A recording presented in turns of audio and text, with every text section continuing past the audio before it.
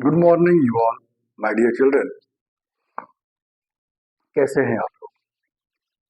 बहुत समय बाद फिर आपके सामने एक बार अपने YouTube channel Ruchin Agarwal chemistry पर आप लोगों का स्वागत है। और आज फिर बहुत दिनों बाद हम एक अपना वीडियो लेकर आए हैं। और ये वीडियो हमारा जो है आज ये इस टॉपिक पर है जो कुछ क्लास 11th और क्लास 12 दोनों के लिए जरूरी है। और केमिस्ट्री में ये ऐसी बहुत सारी चीजें हैं जो क्लास 11 क्लास 12 दोनों में जरूरी होती हैं। उन्हीं में एक टॉपिक है ऑक्सीडेशन नंबर कैलकुलेशन, मतलब तत्वों की ऑक्सीकरण संख्या ज्ञात करना। तत्वों की ऑक्सीकरण संख्या कैसे हम ज्ञात करते हैं, ये हमारे लिए एक जरूरी चीज है जो क्लास 11th और क्लास 12 दोनों के लिए जरूरी है। ये हालांकि है कोर्स क्लास 11th में ही, लेकिन इसके अलावा ये क्लास 12th में भी आपको पढ़ने के लिए मिलेगा। क्लास 12th में एक चैप्टर है कोऑर्डिनेशन कंपाउंड्स, उप सह संयोजन यौगिक। उस चैप्टर में भी आपको ये चीजें पढ़ने के लिए मिलती हैं। ऑक्सीडेशन नंबर वहां पर भी फाइंड करना होता है। जब तक आपको ऑक्सीकरण संख्या निकालना नहीं आएगा तब तक वह चैप्टर को पढ़ने में बहुत दिक्कत आएगी। तो आज हमने सोचा कि आपको अपने इस टॉपिक पर कुछ डिस्कस करें, कुछ चीजें आपको बताएं कि कैसे हम लोग जो है तत्वों की ऑक्सीकरण संख्या ज्ञात करते हैं। ऑक्सीकरण संख्या ज्ञात करने के लिए ऑक्सीकरण संख्या, ऑक्सीडेशन नंबर, ऑक्सीडेशन नंबर, ऑक्सीकरण संख्या को अंग्रेजी में ऑक्सीडेशन नंबर कहते हैं। ऑक्सीकरण संख्या ज्ञात करने के लिए सबसे पहले हमें कुछ तत्वों का कुछ नियम है, ये नियम आपको पता होना जरूरी है। ऑक्सीकरण संख्या होती क्या है, सबसे पहले हम ये जान लें कि ऑक्सीकरण संख्या है क्या चीज। तो ऑक्सीकरण संख्या किसी भी यौगिक में, किसी भी कंपाउंड में हर तत्व के ऊपर कुछ न कुछ चार्ज होता है। तो किसी तत्व के ऊपर कितना चार्ज है, इसी चार्ज को बताता है उस तत्व का ऑक्सीकरण संख्या। उस तत्व के ऊपर कितना चार्ज है, जैसे मान लीजिए हमारे पास कोई यौगिक है HNO3 और इस यौगिक में हमको N की ऑक्सीकरण संख्या मालूम करनी है। इसमें हमको मालूम करना है N का oxidation number. What will be the oxidation number of N in this compound HNO3? Then what is the formula used to find this oxidation number of N? Here to see that, first of all you know that the oxidation number of hydrogen is always +1. Hydrogen की ऑक्सीकरण संख्या हमेशा +1 होती है, ये आपको पता होना चाहिए, ये हमारे नियम में आता है। इसके बाद N का ऑक्सीकरण संख्या ज्ञात करना है। N की ऑक्सीकरण संख्या हम लोग NX मान ले या N मान ले या कुछ भी लिख सकते हैं। प्लस ऑक्सीजन का ऑक्सीकरण संख्या लिखना है हमको।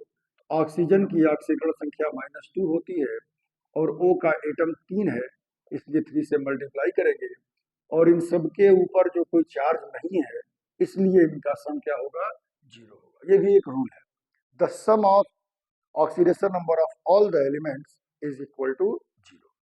सारे तत्वों की ऑक्सीकरण संख्याओं का जो योग होता है वो हमेशा क्या होता है, 0 होता है।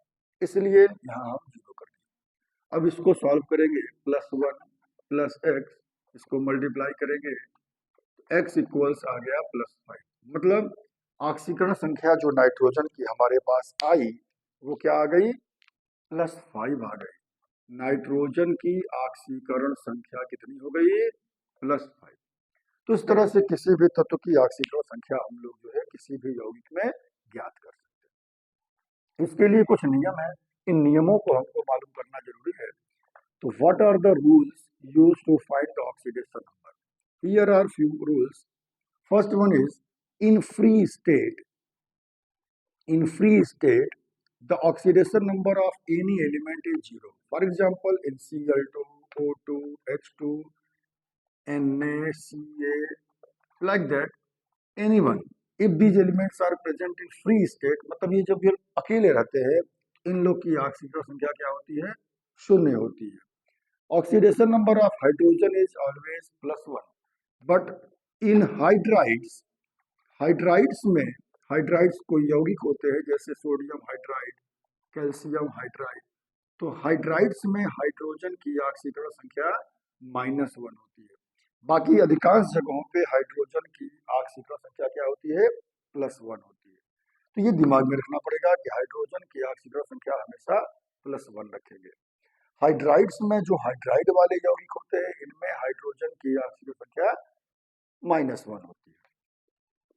थर्ड रूल इज ऑक्सीजन की ऑक्सीकरण संख्या -2 होती है in most of the cases, but in peroxides में ऑक्सीजन की ऑक्सीकरण संख्या जैसे H2O2 hydrogen peroxide, Na2O2 sodium peroxide, इन लोगों में ऑक्सीजन की ऑक्सीकरण संख्या -1 होती है। अधिकांश जगह पे ऑक्सीजन की ऑक्सीकरण संख्या -2 होती है, लेकिन पेरोक्साइड्स में ऑक्सीजन की ऑक्सीकरण संख्या -1 होती है। और एक यौगिक है OF2, इस OF2 में ऑक्सीजन की ऑक्सीकरण संख्या +2 होती है। बस एक अकेला ऐसा यौगिक है, इसको ध्यान रखना पड़ेगा कि OF2 में ऑक्सीजन की ऑक्सीकरण संख्या +2, और किसी कंपाउंड में और किसी यौगिक में ऑक्सीजन की ऑक्सीकरण संख्या प्लस में नहीं होती है। बस केवल OF2 एक अकेला ऐसा यौगिक है जिसमें ऑक्सीजन की ऑक्सीकरण संख्या +2 होती है। बाकी सारे यौगिक में ऑक्सीजन का माइनस में ही रहेगा, अधिकांश जगह -2 रहेगा, पेरोक्साइड्स में -1 रहेगा। इसको ध्यान रखना है।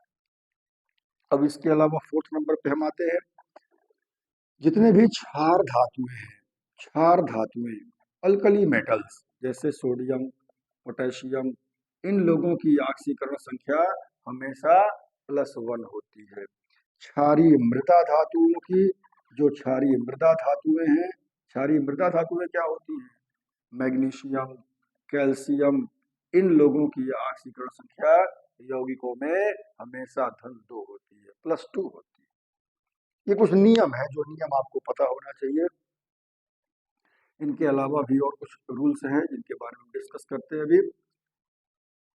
इसमें जैसे मान लीजिए 5th नंबर पे आ गया हैलोजन्स की। अगर हम बात करें हैलोजन में फ्लोरीन, क्लोरीन, ब्रोमीन, आयोडीन, ये लोग हैं।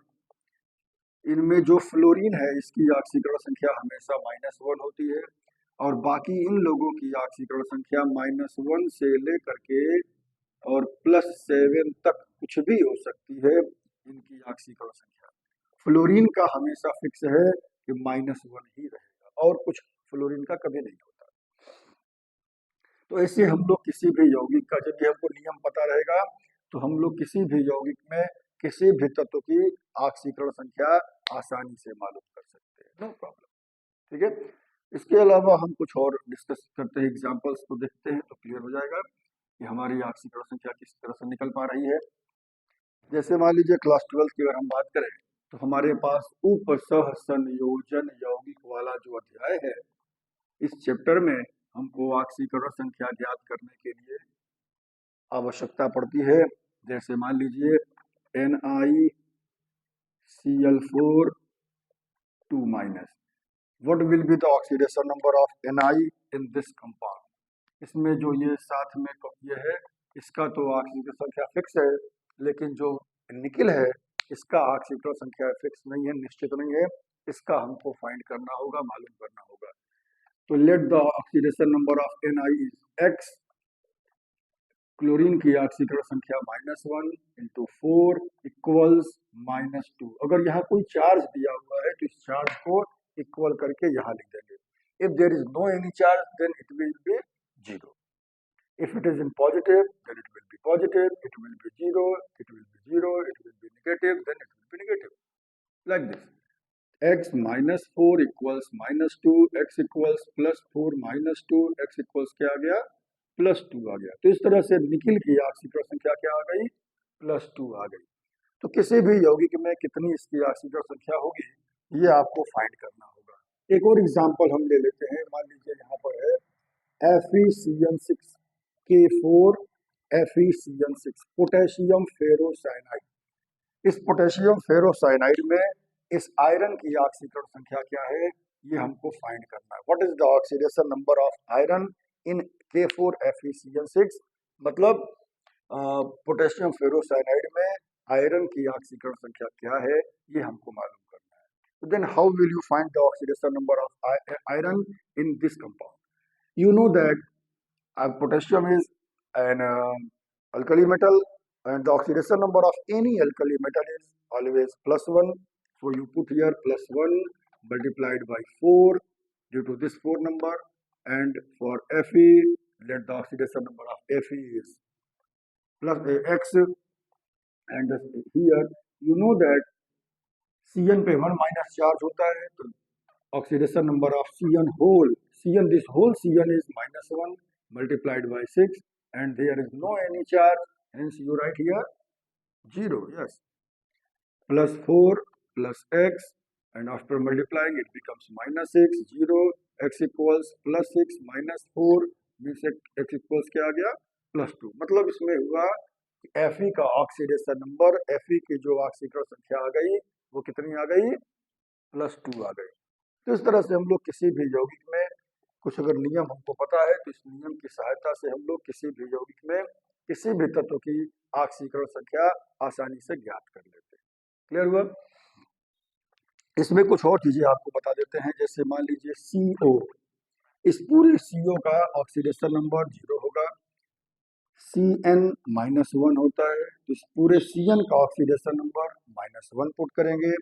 क्लोराइड्स में Cl का -1 होता है, ठीक है, और ऐसे कुछ हैं जिनमें कि आपको इनकी आवश्यकता पड़ेगी कुछ यौगिकों में. तो ये चीज़ आपके दिमाग में होना चाहिए. जब ये चीज़ आपके दिमाग में रहेगा तो आप ऑक्सीडेशन नंबर किसी भी एलिमेंट का आसानी से फाइंड कर सकते हैं. Okay, thank you.